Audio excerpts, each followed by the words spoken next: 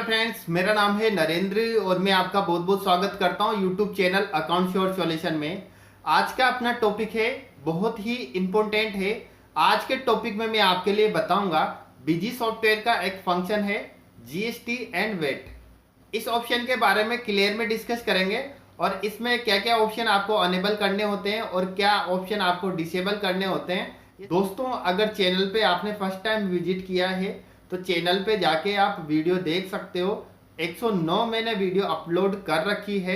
Busy software के जो नए अपडेट आते हैं उसकी वीडियो मैंने बना रखी है। जीएसटी रिटर्न्स कौन कौन से जाते हैं, कब कब उनको फाइल किया जाता है, किस तरीके से जीएसटी रिटर्न्स निकाले जाते हैं, अगर जीएसटी R1 में एरर आता है तो उसको कैसे चेक किया जाता है, ये सारी वीडियो मैंने अपलोड कर रखी है। जितनी भी वीडियो मैंने अपलोड कर रखी है उन सभी वीडियो में आपको कुछ ना कुछ नया सीखने को आपको मिलेगा। तो देख लेते हैं इस ऑप्शन को। तो फर्स्ट आपको इस ऑप्शन को देखने के लिए आपको क्या करना है, एडमिनिस्ट्रेशन पे क्लिक करना है, कॉन्फ़िगरेशन पे आपको क्लिक करना है, फीचर्स ऑप्शन पे आपको क्लिक करना है। इसके बाद यहाँ पे मैं जो आपके लिए बता रहा था कि जीएसटी एंड वेट का जो ऑप्शन है ये इस पे आपको क्लिक करना है। तो दोस्तों, फर्स्ट मैं आपके लिए बता दूं कि यहाँ पे जो फर्स्ट नंबर जो ऑप्शन है, अगर आप वेट में काम करते हो तो आपको वेट सेलेक्ट करना है। तो दोस्तों, अभी जो वेट नहीं चल रहा है, अभी जीएसटी चल रहा है, तो आपको जीएसटी सेलेक्ट करना है। इसके बाद आपको एंटर करना है। इसके बाद यहाँ पे जो रिटर्न फ्रीक्वेंसी का जो ऑप्शन है, यहाँ पे आपको चेक करना है कि आपने जो भी जीएसटी नंबर लिया है तो आपने अपने रिटर्न की फ्रीक्वेंसी क्या रख रखी है। मंथली आप रिटर्न फाइल करते हो या क्वार्टरली आप रिटर्न फाइल करते हो, ये यहाँ से आपको सेलेक्ट करना है।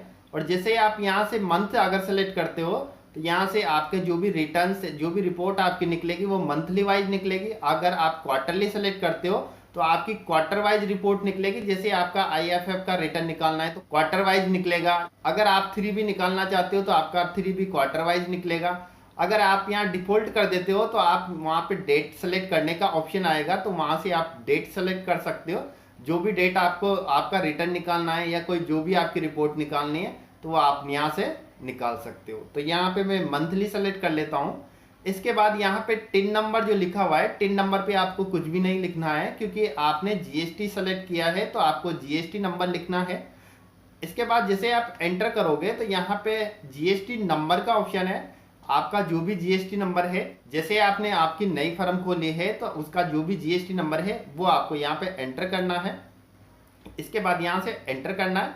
एंटर करने के बाद डिफॉल्ट टैक्स कैटेगरी, तो यहाँ पे आपको नन रखना है। इसके बाद यहाँ से एंटर करना है। यहाँ पे आपके सामने जो ऑप्शन है ई वे बिल का ऑप्शन है, यानी आप ई वे बिल बनाना चाहते हो। अगर आपका 50,000 रुपये से ज़्यादा का आपका बिल बनता है, अगर आप ई वे बिल बनाना चाहते हो तो यहाँ से आपको क्या करना है, यहाँ से जैसे आपको वाई करना है। वाई करने के बाद इसकी कॉन्फ़िगरेशन आपको करनी है। कॉन्फ़िगरेशन करने के लिए आपको यहाँ पे कॉन्फ़िगरेशन पे क्लिक करना है।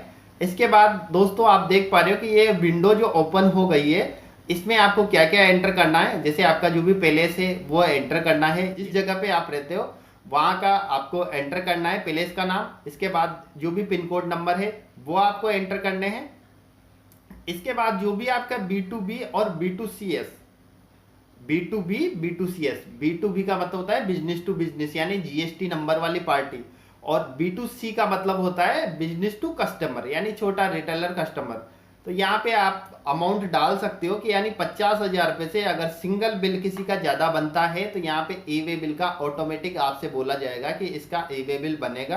तो यहाँ से जैसे मैंने 50,000 अगर लिमिट में एंटर कर देता हूँ, 50,000 रुपये मैंने एंटर कर दिए। एंटर करने के बाद जैसे मैं यहाँ पे आपके सामने शो हो रहा है कि अगर आप 50,000 रुपये का कोई भी बिल आपका बनता है तो आप यहाँ पे इसको वाई कर सकते हो।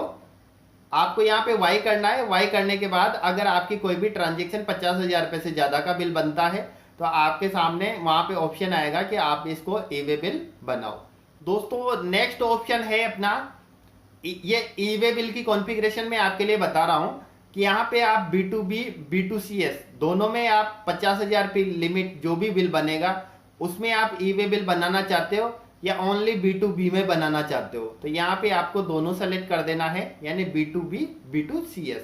इस पे आपको क्लिक करना है। यहाँ पे आपको अमाउंट एंटर करना है। यानी दोस्तों, मैंने यहाँ पे 50,000 रुपये एंटर कर दिए हैं। इसके बाद अगर आप यहाँ पे जैसे इनका जो भी आपका माल मतलब अगर 5 किलोमीटर या 10 किलोमीटर आप रेंज सेलेक्ट कर देते हो तो इतने किलोमीटर की रेंज में अगर आप आपके कोड डालोगे, यानी आपके जो भी पिन कोड नंबर है वो एंटर करोगे, अगर आपका पिन कोड नंबर और सामने वाले का जिस पार्टी का आप बिल बना रहे हो उसका पिन कोड नंबर अगर 5 से 10 किलोमीटर का डिफरेंस होगा, अगर आप यहाँ पे कर देते हो 5 किलोमीटर, अगर वो 10 किलोमीटर का डिफरेंस होगा तो ई वे बिल के लिए आपसे बोला जाएगा कि ई वे बिल आपका बनना चाहिए। यहाँ पे आप किलोमीटर भी सिलेक्ट कर सकते हो, यहाँ पे मैं 0 कर देता हूँ। नेक्स्ट है आपका कि ई वे बिल आपका बनेगा जो नेट अमाउंट पे बनेगा कि टैक्सेबल वैल्यू पे बनेगा। तो यहाँ पे आपको बिल का नेट अमाउंट आपको सेलेक्ट कर लेना है दोस्तों। इसके बाद आपका जो ये ऑप्शन है अनेबल ऑटो जनरेट ई वे बिल, जो आपके सामने एन है इसको आपको यहाँ पे वाई करना है।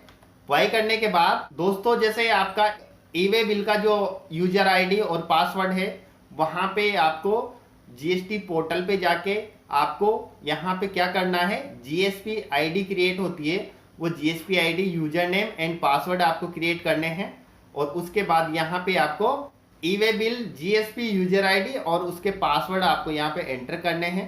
यूजर नेम एंड पासवर्ड जैसे ही आप एंटर कर देते हो तो यहाँ से आपको कर देना है सेव। सेव करने के बाद ये आपके ई वे बिल की कॉन्फ़िगरेशन बिल्कुल कंप्लीट तरीके से तैयार हो गई है। नेक्स्ट आपके सामने आता है ऑप्शन ई इनवॉइसिंग। अगर आप ई इनवॉइसिंग आप बनाना चाहते हो तो यहाँ पे भी आपको इसी तरीके से कॉन्फ़िगरेशन करना है। यहाँ पे आप जैसे वाई करोगे तो इसकी भी कॉन्फ़िगरेशन आपको इस तरीके से करनी है। जो भी आपका पहले से वो आपको लिखना है, पिन कोड नंबर आपको लिखना है, ई इनवॉइस की जो भी आप आईडी क्रिएट करोगे आईडी और पासवर्ड आपको एंटर करने हैं। इसके बाद कर देना है सेव। अगर आपके आवश्यकता पड़ती है तो आप ई इनवॉइस की आईडी भी बना सकते हो। नेक्स्ट ऑप्शन है B2C QR कोड। तो यहाँ पे अगर आप वाई करते हो, वाई करने के बाद आपसे जो भी पूछ, यहाँ पे जो कॉन्फ़िगरेशन है यहाँ पे क्लिक करना है। यहाँ पे इसकी अगर आप कॉन्फ़िगरेशन करते हो तो यहाँ पे नेम लिखा हुआ है, यूपीआई आईडी लिखा हुआ है, बैंक का नंबर लिखा हुआ है, आईएफएससी कोड लिखा हुआ है, तो जो भी लिखना है वो आप लिख सकते हो। इसके बाद नेक्स्ट है यहाँ पे आप देख पा रहे हो कि जीएसटी पोर्टल यूजर नेम। तो ये मोस्ट इंपॉर्टेंट है। अगर आप बीजी सॉफ्टवेयर यूज कर रहे हो तो आपको इस ऑप्शन का बेनिफिट जरूर लेना चाहिए। जैसे ही आप यहाँ पे यूजर नेम अपना जीएसटी पोर्टल का यूजर नेम आप एंटर कर देते हो तो यहाँ से आप GSTR 2B की रिपोर्ट यहाँ से डाउनलोड कर सकते हो, 3B की रिपोर्ट आप डाउनलोड कर सकते हो, GSTR 1 की रिपोर्ट डाउनलोड कर सकते हो और GSTR 2A की रिपोर्ट आप यहाँ से डाउनलोड कर सकते हो। तो दोस्तों जो भी 2B और 2A की रिपोर्ट डाउनलोड कैसे करनी है, इसका रिकैंसिलेशन कैसे करना है, इन सभी टॉपिक की मैंने वीडियो बना रखी है और अपने चैनल पे अपलोड कर रखी है। अगर आप देखना चाहते हो तो आप प्लेलिस्ट में जाके देख सकते हो। यहाँ पे अपना यूजर नेम एंड पासवर्ड आपको एंटर करना है। इसके बाद यहाँ पे जो एनेबल सेस का जो ऑप्शन है दोस्तों, अगर आपकी कंपनी में सेस का काम होता है तो आप यहाँ से इसको वाई कर सकते हो। वाई करने के बाद यहाँ पे एडिशनल सेस का भी ऑप्शन है। अगर आपके एडिशनल सेस अगर कोई परचेज के बिल में लग के आता है तो यहाँ से आप इसको भी अनेबल कर सकते हो दोस्तों। इसके बाद जो नेक्स्ट अपना जो ऑप्शन आता है show sale and purchase taxable GST reports. तो अगर आप इसको ये वाई है, इसको अगर आप यन कर देते हो तो आपकी जीएसटी रिपोर्ट जैसे आप देखोगे तो जीएसटी रिपोर्ट सही तरीके से नहीं देख पाओगे। तो यहाँ से इसको वाई रखना है। नेक्स्ट अपना जो ऑप्शन है आपको एचएसएन कितने डिजिट का आपको रखना है तो यहाँ से आप सेलेक्ट कर सकते हो दोस्तों। यहाँ पे जो ऑप्शन है टैक्स रेट डेसिमल, तो यहाँ पे आपको 2 रखना है। लास्ट जो ऑप्शन है अगर आप इसको टिक मार्क कर देते हो तो टिक मार्क करने के बाद यहाँ पे जैसे सेल्स एंड परचेज जो आपके सामने दिखाई देता है वो वहाँ पे इनवर्ड और आउटवर्ड इस तरीके से दिखाई देगा। तो ये एक बार मैं इसको अनेबल करके आपके लिए दिखा देता हूँ। यहाँ से किया मैंने ओके। ओके करने के बाद जैसे मैं किसी भी पार्टी का अगर सेल्स का बिल बनाता हूँ, यानी आप देख पा रहे हो कि यहाँ सप्लाई आउटवर्ड लिखा हुआ है और सप्लाई इनवर्ड लिखा हुआ है। तो यहाँ से अगर आप उसको हटाना चाहते हो तो वापस से मैं इसको हटा देता हूँ। ये मैंने यहाँ से हटा दिया है। अगर आपने यहाँ पे मंथली सेलेक्ट किया है तो इसके बारे में मैं आपके लिए बता देता हूँ कि जैसे आप मंथ सेलेक्ट करते हो तो यहाँ पे आप जैसे रिटर्न निकालते हो, यानी आपके GSTR 1 या GSTR 3B के रिटर्न निकालते हो तो जैसे आप डिस्प्ले पे क्लिक करोगे यहाँ पे GST रिटर्न्स का जो ऑप्शन है इस पे आपको क्लिक करना है और यहाँ पे जैसे आप 3B पे क्लिक करोगे कौन से मंथ का आप GSTR-3 निकालना चाहते हो।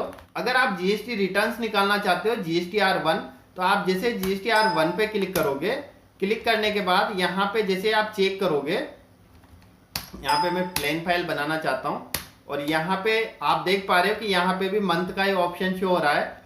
अगर आप क्वार्टरली रिटर्न फाइल करते हो तो यहाँ से आपको क्वार्टर सेलेक्ट करना है। कहाँ से आपको क्वार्टर सेलेक्ट करना है, administration, configuration, features option, GST and VAT पे आपको क्लिक करना है और यहाँ से जो मंथली आपने सेलेक्ट कर रखा है वो क्वार्टरली आपको सेलेक्ट करना पड़ेगा। तब जाके आप अपने क्वार्टर के रिटर्न निकालोगे, तो तब जाके आप निकाल सकते हो। अब यहाँ से मैंने कर दिया इसको सेव। सेव करने के बाद वापस से मैं एक बार चेक करके आपके लिए बता देता हूँ। Display GST